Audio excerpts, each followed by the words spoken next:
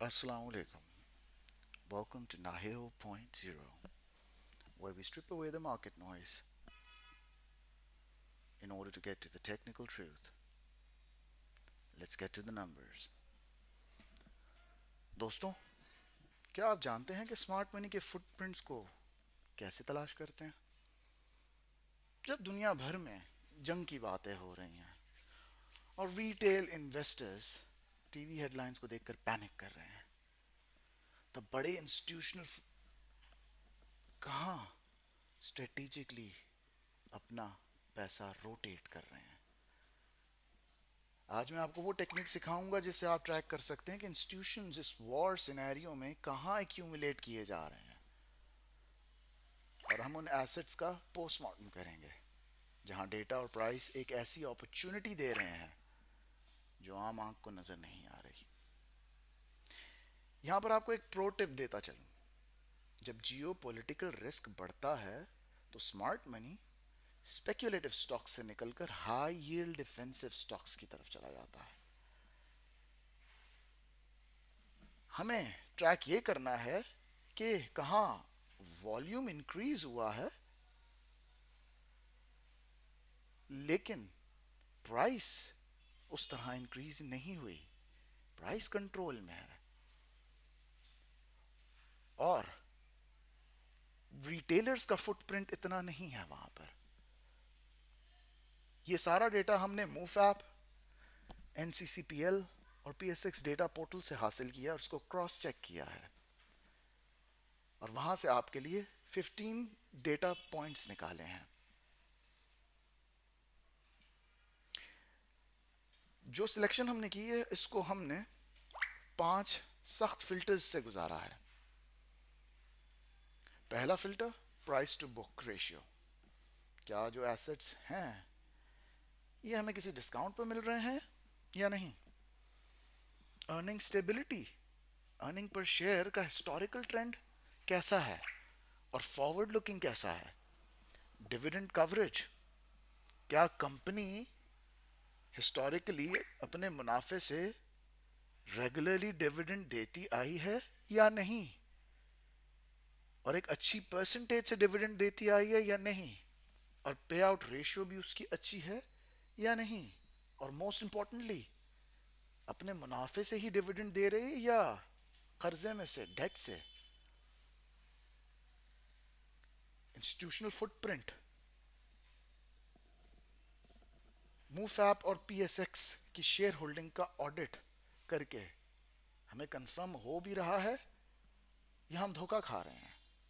और फाइनली पांचवा parameter filter, technical floor, वो जगह जहां से प्राइस का मैथमेटिकली नीचे जाना बहुत मुश्किल है। देखिए, इंट्रिंसिक वैल्यू की एक फिलॉसफी है जिसके लिए आपको इन्वेस्टिंग में एक उसूल हमेशा याद रखना चाहिए। प्राइस इज व्हाट यू पे, value is what you get. Pakistan stock exchange में इस वक्त कुछ ऐसी कंपनीज हैं जिनकी बुक वैल्यू उनकी मार्केट प्राइस से कहीं ज़्यादा है। ये कंपनीज दरअसल कैश मशीन्स हैं जो ऐसे लॉस के अंडर काम करती हैं जिसकी वजह से उनको अपना ज़्यादातर मुनाफा अपने शेयर होल्डर्स में बांटना पड़ता है। चलिए बढ़ते हैं हमारी पहली मिस्ट्री रिवील की तरफ। तो हमारी पहली मिस्ट्री रिवील जो आपको अपनी स्क्रीन पे नज़र आ रही होगी वो है FHAM, फर्स्ट हबीब मुदारबा। इसे मैं एक फाइनेंशियल फोर्ट्रेस कहता हूं। अगर मैं आपको इसका हिस्टोरिकल फाइनेंशियल स्टेटमेंट्स दिखाऊं तो ये रही आपके सामने इसकी इनकम स्टेटमेंट 2021 से लेकर 2025 तक। इसका ग्रॉस प्रॉफिट अगर आप 21 से लेकर यूं ट्रैक करके 25 तक देखें तो एक फिनोमिनल इंक्रीज नजर आता है। ऑपरेटिंग प्रॉफिट में फिनोमिनल इंक्रीज नजर आता है। डिप्रिसिएशन फिनोमिनली कम होती हुई नजर आती है। इसी तरह अगर आप देखते जाएं तो अदर इनकम में भी इंक्रीज फाइनेंस कॉस्ट कम, प्रॉफिट बिफोर टैक्स से करते करते प्रॉफिट आफ्टर टैक्स पे आए तो वो भी फिनोमिनली बढ़ा हुआ है। और ईपीएस देखें कहाँ, 3.6, 3.7, 4.6, 6.2 और 8.13। और इसका फॉरवर्ड लुकिंग इससे भी ज़्यादा बेहतर है। अगर हम इसकी बैलेंस शीट की तरफ देखें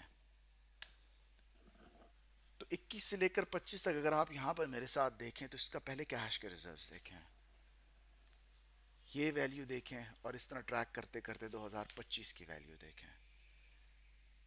एक पहाड़ सा खड़ा कर लिया है इन्होंने। करंट एसेट की वैल्यू देखें तो यहाँ तो एक बहुत ड्रास्टिक इंक्रीज आया। इसी तरह आप लायबिलिटीज की तरफ आए तो ये भी बहुत अच्छी नजर आ रही हैं।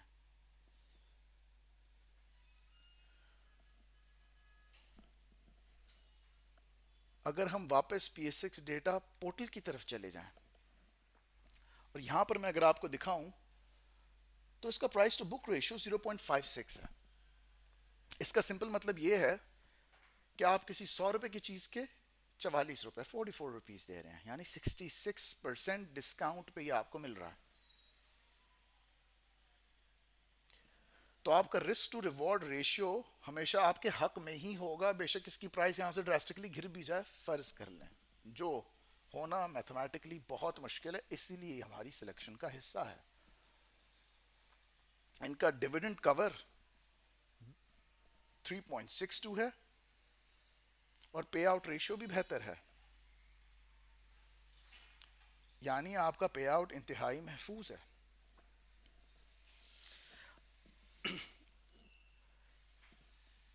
एक बहुत ही पॉजिटिव चीज जो मुझे यहां नजर आई, इनसाइडर ट्रांजैक्शंस इसकी देखें। ये पिछले महीने में देखें कितनी मल्टीपल ट्रांजैक्शंस हैं, उससे पीछे भी हो रही थी।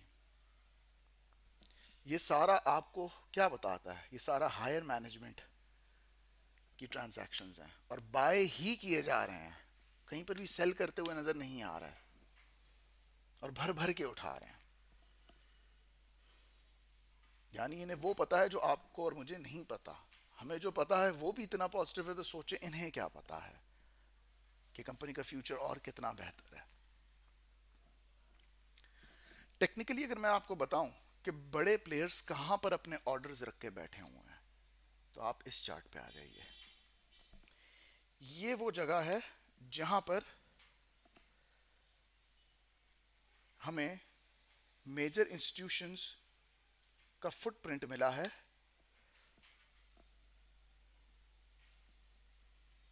जहां पर सबसे ज्यादा उन्होंने ऑर्डर्स बाय किए हैं। सबसे ज्यादा हैवी बाइंग उन्होंने इस लेवल पे की है। हाँ, इस लेवल पे मिलना बड़ा मुश्किल है।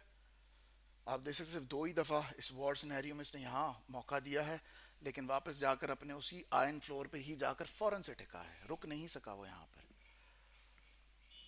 अगर यहाँ मिले तो फिर तो भर के उठाएं, वरना यहाँ पर भी लेना हिस्टोरिकली बहुत बड़ा डिस्काउंट ही है। टेक्निकली अगर आपको दिखा दूं तो जरा ये देखें, मैंने आपके सिर्फ 4 जगह आइडेंटिफाई फिलहाल की हैं। देखिए कितनी क्लोज क्लोज हैं और ये बहुत ही मजबूत फ्लोर्स हैं। इनके नीचे इंस्टीट्यूशंस बैठे हुए हैं। इस रेंज में इंस्टीट्यूशंस ने बहुत बड़ी बाइंग की हुई है। फंड्स की बाइंग इस लेवल पर भी है, इससे ऊपर भी। कुछ भी हो जाए ये रीजन वो टूटने नहीं देंगे। अगर आप मुफाब के डेटा को देखें तो अल मीज़ान और एनबीपी फंड्स ने यहाँ पर अपनी पोजीशंस बरकरार रखी हुई हैं और पिछले कई बिजनेस सेशन से हमारे कमर्शियल बैंक्स ने भी जाकर इसमें बड़ी हैवी पोजीशंस ली हैं। इसका प्रो क्या है? इसके प्रोज में है इसका जीरो डेट और हबीब ग्रुप की बैकिंग, नाम ही काफ़ी है। और इसके कॉन्स क्या हैं? लिक्विडिटी कम है। इसे बाय करके भूल जाना असल स्ट्रैटेजी है। मेरा टारगेट इसके लिए है 38 रुपीज, मगर सिर्फ लॉन्ग टर्म इन्वेस्टर्स के लिए। दोस्तों, अगर आपको डेटा बैक्ड अप्रोच और इंटेलेक्चुअल रिगर पसंद है तो अभी इस चैनल को सब्सक्राइब करें, शेयर करें, लाइक करें, सब्सक्राइब करें। हम यहाँ सरफेस लेवल की बातें नहीं करते, बल्कि बैलेंस शीट्स को एनालाइज करते हैं, उन्हें स्ट्रेस टेस्ट करते हैं, हमारी कम्युनिटी का हिस्सा बने, ताकि आप हाइप के बजाय एविडेंस पर इन्वेस्ट करना सीखें। चलें रिवील नंबर 2 की तरफ चलते हैं। हमारी रिवील नंबर 2 है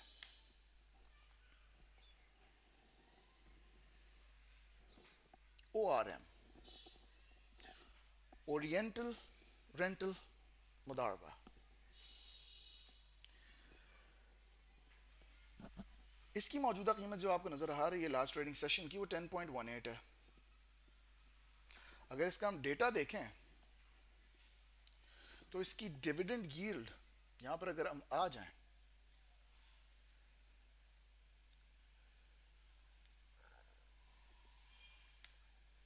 और फाइनेंशियल्स में इनके चले जाते हैं, इनकी डिविडेंड यील्ड 11.79% है। बैंक में पैसा रखने से बेहतर है आप इस रिकरिंग रेवेन्यू मॉडल का हिस्सा बने। इनका प्राइस टू बुक रेशियो 0.52 है, यानी आप कंपनी की नेटवर्थ के बदले आधा पैसा पे कर रहे हैं। 48% डिस्काउंट पे है ये। इसे मैंने नाम ग्रोथ प्ले का दिया। वो क्यों? एक तो इनका ROE 14% है, जो ये साबित करता है कि मैनेजमेंट आपके कैपिटल पर बेहतरीन मुनाफा कमा रही है। अगरचे इनका एक्सपेक्टेड EPS कंपेरेटिवली बाकी दो जो हैं, पहला वाला और जो आगे बताऊंगा, उनसे कंपेरेटिवली कम फोरकास्ट है, मगर 11% से ऊपर की यील्ड और 3.5% का PE इसे एक मजबूत इनकम प्ले बनाता है। ये इंडस्ट्रियल इक्विपमेंट और रेंटल डिमांड इनके कैश फ्लोज को प्रोटेक्ट करता है।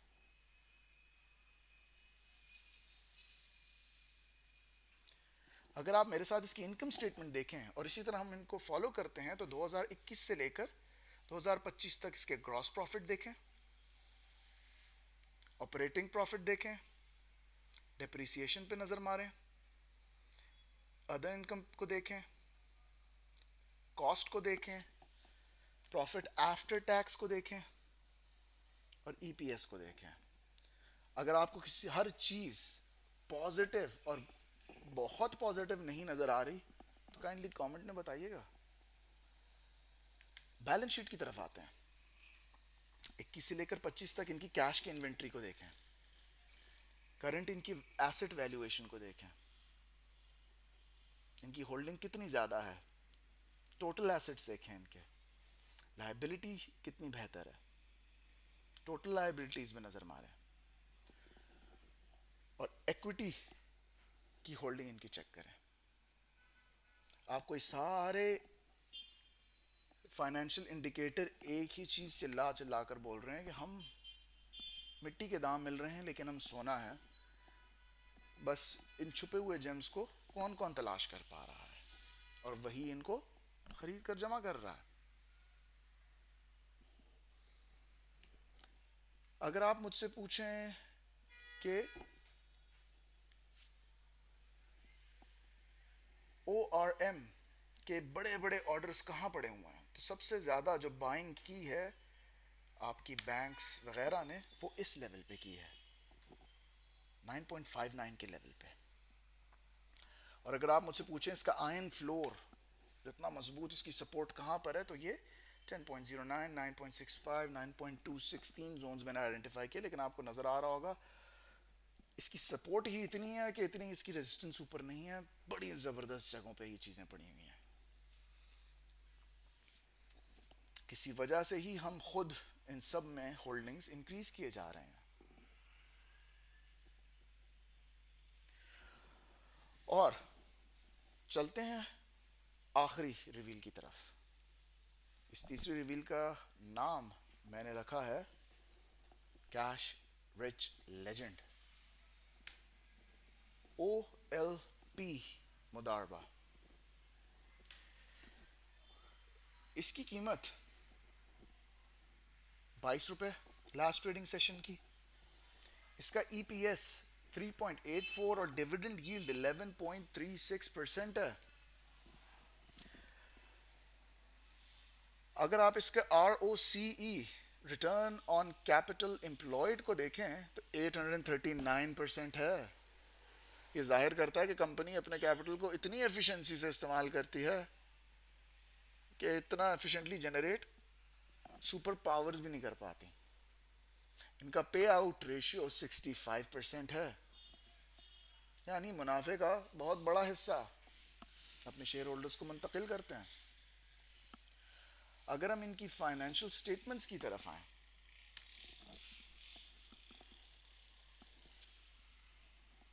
तो इनकी सबसे पहले इनकम स्टेटमेंट को देखें और उसी तरीके से आप इसको ट्रेस करें। हर चीज, profit, depreciation, other income, cost, tax, profit after tax और ईपीएस, हर चीज में आपको बहुत जबरदस्त ग्रोथ नजर आती है। और अगर आप इसकी बैलेंस शीट की तरफ आए तो आपको वही सेम स्टोरी नजर आती है जो पिछलों में नजर आ रही थी।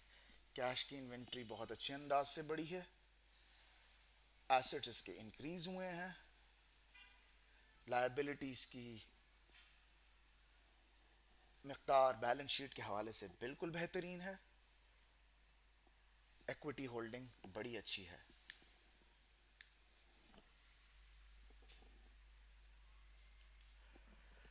इसकी जो वैल्यूएशन है वो एक गार्ड रेल है। इस वक्त इसका प्राइस टू बुक रेशियो 0.77% है, यानी आपको 33% डिस्काउंट पे है मिल रहा है। बाकियों के मुकाबले में आपको ये थोड़ा महंगा लग रहा होगा, मगर इनकी फाइनेंशियल स्टैंडिंग और हिस्टोरिकल रिलायबिलिटी इसे जस्टिफाई करती है। इसका ईपीएस देखें 2025 का तो आपको 3.84 नजर आ रहा है स्क्रीन पे। ये बताता है कि ये कंपनी मुसलसल प्रॉफिटेबिलिटी बरकरार रख के सलाहियत रखती है। मैक्रो एनालिसिस जरा करते हैं, बैंक्स क्यों इसे बाय कर रही हैं।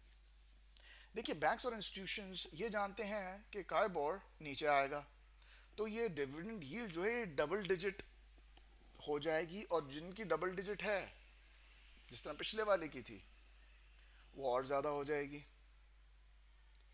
तब रिटेलर्स वगैरह जागेंगे और वो इसकी तरफ भागेंगे,